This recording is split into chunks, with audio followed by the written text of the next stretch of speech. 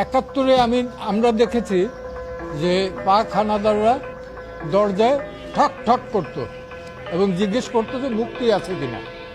আর 2024 সালে দেখলাম যে যে দেশটা আমরা রক্তের বিনিময়ে 30 লক্ষ শহীদের রক্তের বিনিময়ে স্বাধীন করলাম, সেই দেশে ব্লক রেড দিয়ে রাতের অন্ধকারে 2টা-3টার সময় ঠক ঠক করে জিজ্ঞেস করে কোনো ছাত্র আছে কিনা।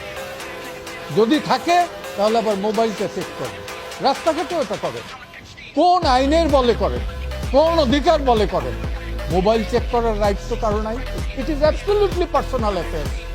আজকে বাংলাদেশে এই আইটি ইনফরমেশন টেকনোলজির যুগে আমার মোবাইল চেক করবে যে কেউ, আমার ডায়েরি চেক করবে যে কেউ, আমার প্যান্ট চেক করবে যে কেউ, এই অধিকার তো কাউকে দেওয়া হয়।